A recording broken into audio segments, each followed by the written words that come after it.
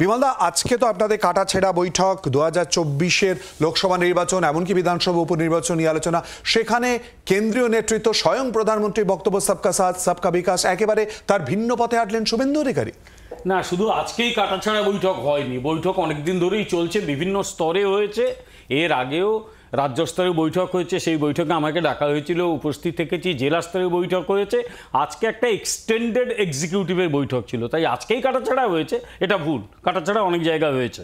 এক, দ্বিতীয় কথা হচ্ছে, আজকে আমি নিজে সেই বৈঠকে প্রথম থেকে শেষ অবধি উপস্থিত ছিলাম এবং গোটা কথাটা আমি একদম প্রথম এবং শেষ যদি আপনি না বলেন, জাস্ট একটা লাইন দিয়ে বললে এরকম মনে হতেই পারে, কিন্তু শুভেন্দু অধিকারীর কথাগুলো প্রথম থেকে শেষ অবধি শোনাতে হবে, তারপরে এই সিদ্ধান্তে আসা ঠিক হবে।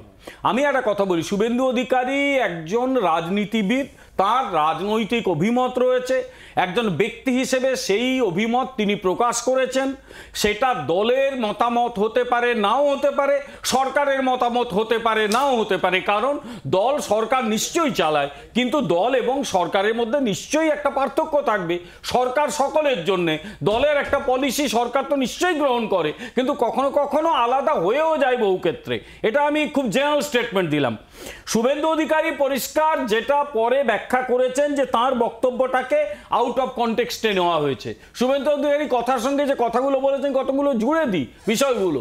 যেরকম তিনি রায়গঞ্জে বলেছেন যে রায়গঞ্জে বুথ দখল করতে কোন কোন জায়গা থেকে লোক আনা হয়েছিল, যেরকম এখানে নদিয়াতে আমাদের রানাঘাটে সেখানে বুথ দখল করতে কোন কোন এলাকা থেকে, চাপড়া বা কোন এলাকা থেকে লোক নিয়ে আসা হয়েছিল। বেলেঘাটাতেও বুথ দখল করতে এই শাসক দল কোন কোন এলাকা থেকে লোক নিয়ে এসেছে। এবং অনেক জায়গায় এমন হয়েছে যে মানুষকে ভোট দিতে দেওয়া হয়নি, তিনি ভাঙড় বা এগুলোর উল্লেখ করেছেন, তারপরেই বক্তব্য বলেছেন। কিন্তু তারপরেও আমি বলবো এই বক্তব্য অ্যাবসলিউটলি শুভেন্দুবাবুর তার নিজের একটা বক্তব্য, সেই বক্তব্য তিনি রেখেছেন, সেটা নিয়ে আমার কিচ্ছু বলার নেই পক্ষে বা বিপক্ষে। দলের একটা সুনির্দিষ্ট নীতি আছে, দলের একটা সুনির্দিষ্ট গতিশীলতা আছে, একটা আগামীতে কিভাবে এগোবো সে নিয়ে ভাবনা আছে, সেটা আমরা ডেফিনেটলি ঠিক করব। কিন্তু শুভেন্দু অধিকারী এটা বলেছেন ব্যক্তিগতভাবে, তিনি তার মতামত প্রকাশ করেছেন, সেখানে দলের সঙ্গে তার মতামতের সবসময় নাও মিলতে পারে। ব্যক্তি হিসেবে মাঝে মাঝে কেউ তার ভিন্ন মত পোষণ করতেই পারেন, কারণ এটা একটা গণতান্ত্রিক দল, এ তো কোনো মানে রাইট লেফট করা কোনো স্বৈরতান্ত্রিক দল নয়।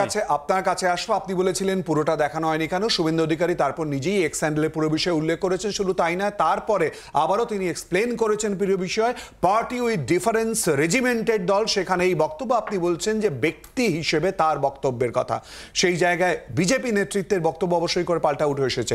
শুভময়দা, 2026-কে লক্ষ্য করে এই লড়াইয়ে যখন এই বৈঠক চলছে, আলোচনা, এই বৈঠক আগে হয়েছে, ইতিমধ্যেই বিমলদা বললেন, আপনি শুনতেও পাচ্ছেন সেই জায়গায় দাঁড়িয়ে। আপনার কি মনে হয় না কোথাও 2026-কে লক্ষ্য রেখে অনেক ছন্নছাড়া ভাব কোথাও উঠে আসছে নাকি না? না, দেখুন, এই যে নির্বাচনী যে ফলাফলগুলো হয় তারপর তো রাজনৈতিক দলগুলোর উপর তার প্রভাব পড়ে, এবং এই মুহূর্তে বিপুল ভোটে তৃণমূল কংগ্রেস জিতছে, এটা নিয়েও তো কোনো সন্দেহ নেই, চোখের সামনে দেখাই যাচ্ছে। তার কারণ নিয়ে অনেক প্রশ্ন উঠবে, কিন্তু শুভেন্দুবাবু যেটা বলেছেন একটা দিক দিয়ে তো ভালো। ধরুন, উনি তো একটা হিন্দু রাষ্ট্রবাদী দলের মধ্যে আছেন এবং তাদের প্রচার করছেন। উনি যদি উদারবাদী কথাবার্তা বলতে শুরু করেন, দেখুন, সবকা সাথ সবকা বিকাশ, এ তো উদারবাদী কথাবার্তা। তৃণমূল কংগ্রেসের কাজের মধ্যেও প্রচুর উদারবাদী ভাবনা আছে। ফলে এই জায়গায় এই দুটি দলের সংখ্যাগুরু সংখ্যালঘু যে দ্বন্দ্ব, সেই জায়গাটাকে গুলিয়ে ফেলে সবাই সিপিএম হয়ে গেলে এরকম তো নয়। বামপন্থী লিবারাল সিপিএম এর বক্তব্য, কিন্তু বিজেপিও সিপিএম এর কথা বলবে, তৃণমূলও সিপিএম এর কথা বলবে, এটা তো হতে পারে না। ফলে শুভেন্দুবাবু একেবারে সঠিক কথা বলেছেন। হিন্দু রাষ্ট্রবাদের যে প্রচার, সেই প্রচার সঠিকভাবে হয়নি নিশ্চয়ই, সেটাকে উনি একটা কারণ বলে মনে করছেন।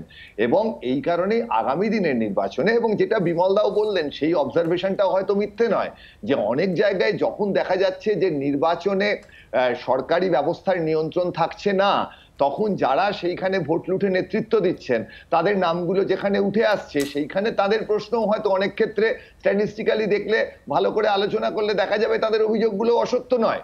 ফলে সব মিলিয়ে কিন্তু পশ্চিমবঙ্গের রাজনীতিতে যেটা গুরুত্বপূর্ণ হয়ে উঠছে, দেখুন ভালো খারাপ বোঝার ক্ষমতা তো আমার নেই, তবে পোলারাইজেশনের রাজনীতি, কম্পিটিটিভ কমিউনালিজমের মাধ্যমে ভোট পাওয়ার যে রাজনীতি, এই রাজনীতি পশ্চিমবঙ্গে কাজ করছে। ফলে যে রাজনীতি কাজ করছে, যাতে দুটো দলের কাছে ম্যাক্সিমাম ভোট যাচ্ছে, বিজেপি এবং তৃণমূলের ভোটের যোগফল বিপুল বেড়ে যাচ্ছে, বামপন্থীদের ভোট 5.5% নেমে গেছে, সেই জায়গায় একেবারে শুভেন্দুবাবু তার দলের যে ভাবনা নিয়ে যে কথা বলেছেন, তাতে তার দলের অনেক মানুষ তারা কিন্তু উজ্জীবিত হবেন।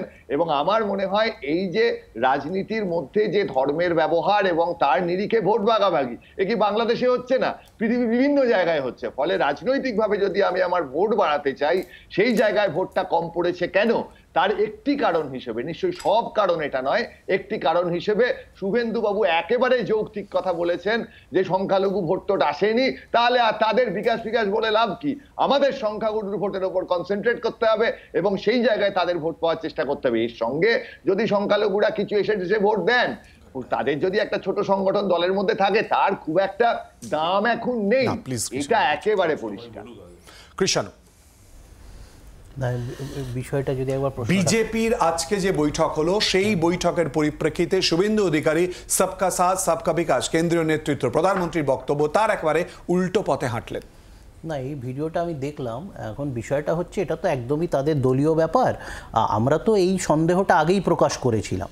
বিজেপির যেরকম মানে একটা হিন্দুস্তানের একটা দিক আছে, সেটাই তো আমরা বারবার বলেছিলাম। সেটাকে নরেন্দ্র মোদী বা বিভিন্ন বিজেপির নেতারা বলেছিল যে না, আমরা সকলের, আমরা অমুক, আমরা তমুক, আমরা সকলের উন্নয়ন চাই। কিন্তু আমরা তো বলেছিলাম এই দলটা হচ্ছে বিশেষ করে হিন্দুস্তান এবং বেশ কিছু ব্যবসায়িক পুঁজিপতি গোষ্ঠী, তাদেরকে আরও বেশি সমৃদ্ধ করার লক্ষ্যেই 10 বছর ধরে এরা নিয়োজিত এবং ভবিষ্যতেও যতদিন থাকবে এরা এই কাজটাই করে যাবে। এদের জন্যে প্রায় 110 কোটি ভারতবাসীর কোনো মূল্য নেই, বিশেষ করে যারা হিন্দি বলতে পারে না, যারা আমিষ খায়, যারা বিভিন্ন বহুত্ববাদে বিশ্বাস করে, এই সব লোকেদের প্রতি বিজেপির সামান্যটুকু কোনো ভালোবাসা বা কোনো প্রেম কিছু নেই।